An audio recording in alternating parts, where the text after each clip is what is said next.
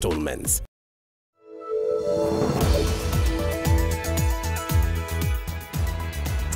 Welcome back. You're watching NTV Weekend Edition. Well, the country's engines may soon grind to a halt if the fuel situation is not dealt with urgently. While a fuel shortage continues to bite in western Kenya and many parts of the rural Kenya, with desperate motorists spending hours in long queues outside filling stations in search of the elusive commodity. And as Oko Kusa reports, Kisumu, Kakamega, Bungoma and Eldoret are some of the areas that have been hit hard by the crisis. In Kisumu, motorists flocked to the Shell petrol station along the Kakamega highway after word went round that it was the only filling station selling the now rare commodity. Hapa lita moja ni 162 V-Power ndio inapatikana. Tunaomba serikali tafadhali, kama mnaweza tusaidia tu. Hii ndio chanzo chetu cha chakula. Hapa ndio tunalisha watoto wetu, na hapa hivi ndio kazi zetu kama vijana. In Bungoma, one of the longest queues of motorcycles ever seen in the recent past was witnessed as riders spent the better part of the day at the remaining petrol station in the town with fuel. Stima imeenda na tuko na watu karibu hapa, watu karibu 1300, lakini hakuna mafuta. Tumetoka Webuye tumekuja Misihu, tena hakuna mafuta, tena tumepanga laini. Mafuta kuna station mbalimbali zinauza lita moja shilingi 200. Alafu tena kupata hiyo bidhaa muhimu imekuwa ni jambo ngumu sana. Similar scenes were replicated in Eldoret town where motorists camped outside petrol stations waiting for fuel. Nilitoka Chepsonoi mapema kitu 5:30 kielekea 6. Na nilikuwa na mafuta ya shilingi 250. Inifikishe Eldoret niweke full tank ndio nirudi. Kufika hapa nikapata laini ni mrefu. Haya, na mafuta yenyewe hawaweki na mtungi, wanakataa mpaka uende na pikipiki. Like in Eldoret, from Kapsabet to Eldoret, there is no station which is operating, which is independent. Same with from Burn Forest. Apart from the Total, which is in Burn Forest, the others are just stopped selling because of the penalties and what is going on. Speaking today for the first time since the fuel crisis hit the country, President Uhuru Kenyatta said this shortage is a trickle-down effect being felt globally from the ongoing Russia-Ukraine war. Nawaomba tuwaombee hawa wenzetu wawache hizo vita, kwa sababu wakuumia ni sisi. Wakuumia ni sisi, wananchi wa Afrika, Asia na kule kwingine ambao wanategemea hayo mafuta na mambo mengine kwa maendeleo yetu. Oko Kusa, NTV.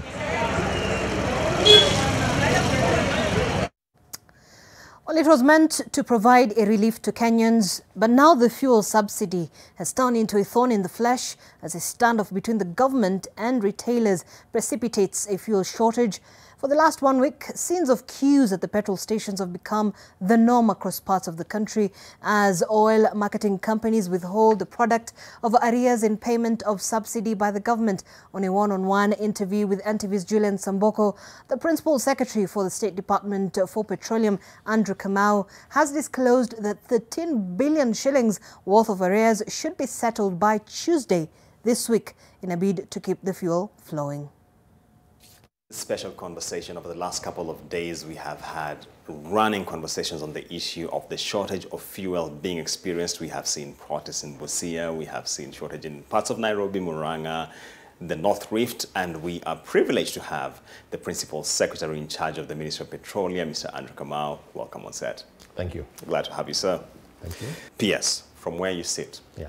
What's happening? We've seen statements from EPRA, we've seen statements from the Petroleum Association, Petroleum Oil Market Companies Association. We've seen Kenya Pipeline Company telling us we actually have stock.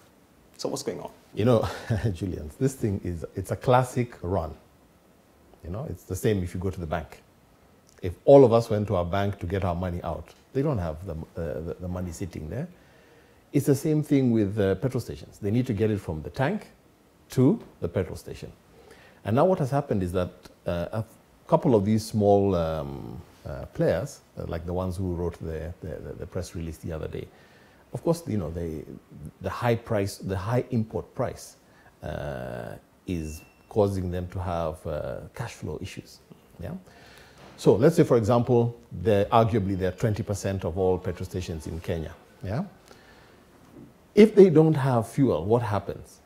We all then rush to the larger suppliers, Shell, Ola, Total.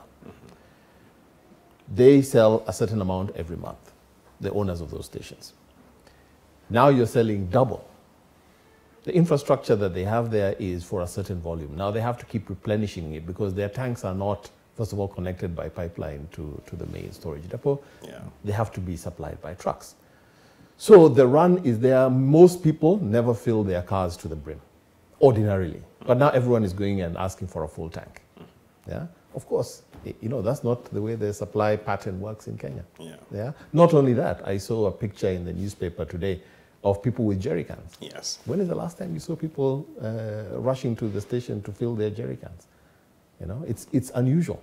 I see. So, so the argument is that this is a run on the petrol stations, if I could say. But P.S., we understand there's the issue of subsidy arrears being settled by the government to OMCs. How much does the government owe, and what's the plan around settling this? So there is always an arrears. By the very nature of how it works, they will always be an arrears. Because what happens is the pricing cycle is from the 9th of the previous month to the 10th of the pricing month. Once that's done, EPRA then send to us the calculation of what the difference is between the actual price and the price that the government then provides to Mwananchi. Once that happens, we still have to find out, is it true? There has to be an audit process that goes on to make sure that we're paying the right people. So there's always an arrears. Now, the issue is this. The prices that are there now are high. The international prices are high. I mean, we would not see it because the government has cushioned Kenyans.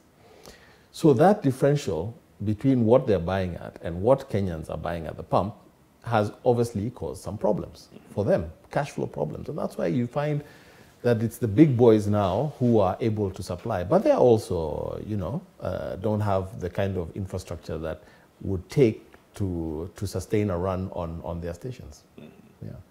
Okay. So back to my question. So how much is owed and what's the plan around it? It's 13 billion. I suspect it will be paid either on Monday or Tuesday. It's just the normal course of how it's done. I see. Yeah. Pia, seeing where we have had the strike between Russia and Ukraine take the price of oil in the global market, do you think the subsidy remains sustainable in the long haul? Well, does the price remain sustainable in the long haul? From what I've seen in my many years in this business, the current price will not probably last beyond, let's say, 8 to 12 months. Yeah? You have to understand one thing about where Kenyans have come from. We had COVID. We've had now trying to come out from this COVID situation. As a government, we really don't have a choice but to take care of our citizens. So, is this sustainable? It has to be sustainable. Okay. Why not consider just slashing the taxes and levies? Because, as you know, the government has a budget, has a development budget of things that need to get done. There are roads to be built, there are ports, there are hospitals, there are schools, there are bursaries, there are lots and lots of things that the government does. Now, how does government raise money? Government raises money either through borrowing or through taxation. Taxation is probably the more palatable thing because I know Kenyans, we don't want to hear that the government has gone out to borrow one more shilling. So you can't have your cake and eat it. It has to be one or the other. Okay. P.S. 2 years ago, we saw the upward review in the petroleum development levy from 40 cents to 5 shillings and 40 cents. Yeah. And the concern that many of us have right now is seeing the sort of strain we are now seeing and the indication that we could be in a position where we are not able to sustain this subsidy going forward. Have we depleted all that already? Well, let's first start off with the increase in the development levy. What does that do? That gives us optionality. What does optionality mean?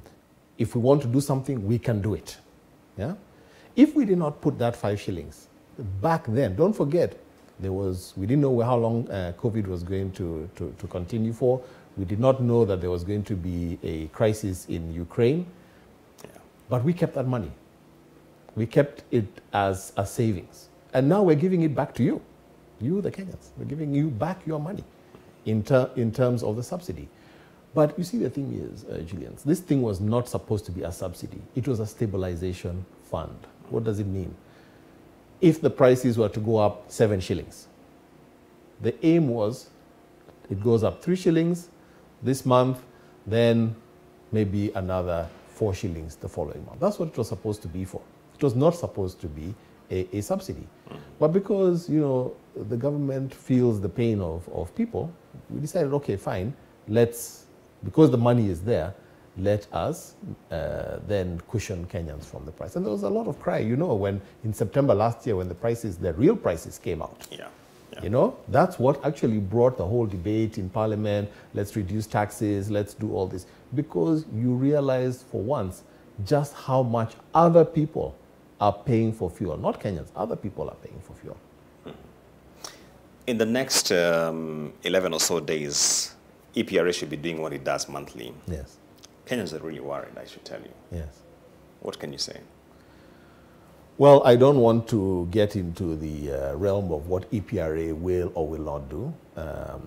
But I think let's speak from the track record. The prices in Kenya in the last 12 months, from April last year to April this year, have only gone up twice.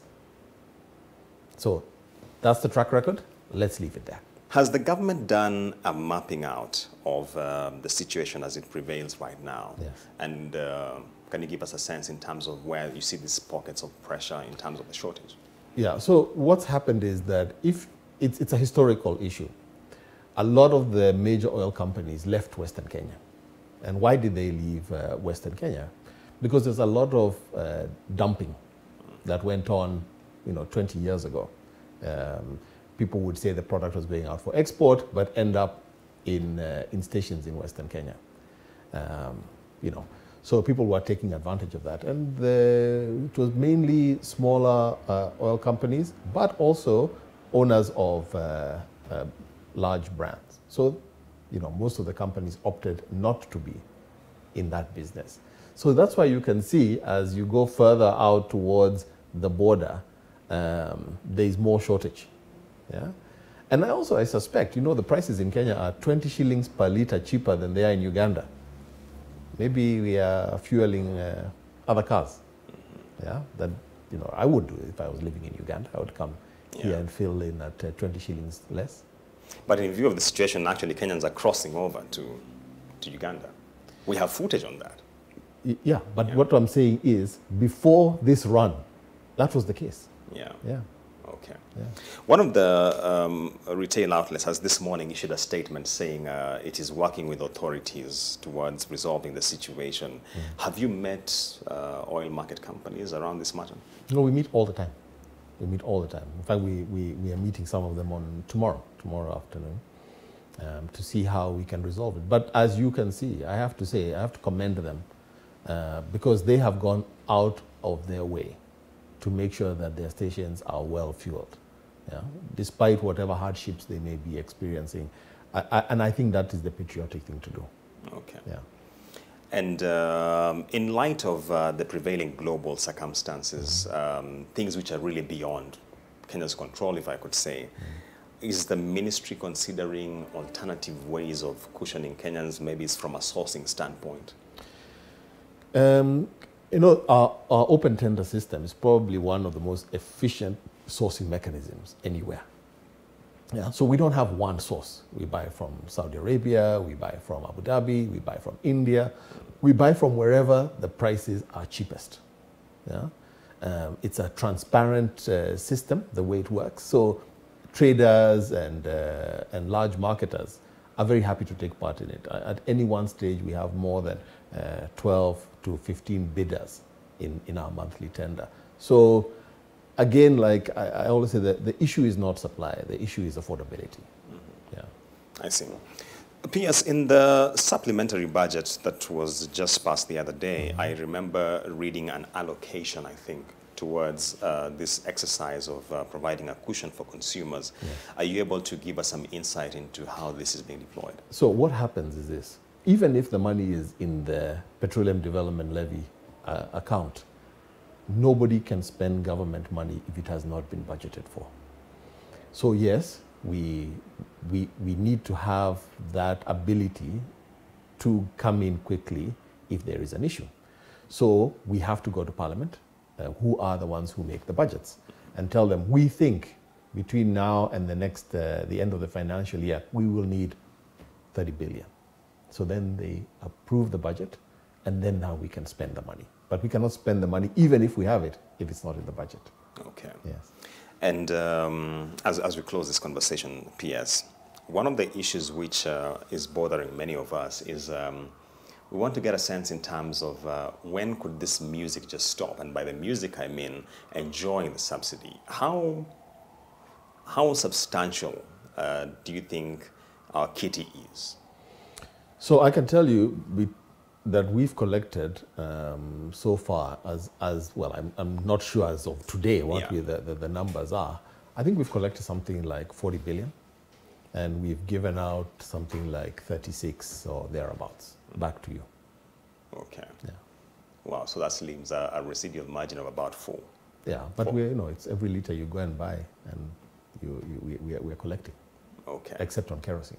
I see. Yeah. Yes, your final words to Kenyans as we face this situation every single day. Yeah, I think it's a pity that we've decided to have a run on the stations. That's the first thing. But the situation, once everyone has filled their cars, filled their jerry cans, I suspect by Wednesday the stations will have fuel, but they'll have no queues. It's a temporary issue. So the week starting today, we should be done with this? We will be done. P.S. Andrew Kamau, they are speaking to us on issues regarding the fuel shortage which parts of the country are facing at this moment. We shall continue to monitor this and bring you any further insights we get on what is happening regarding the situation.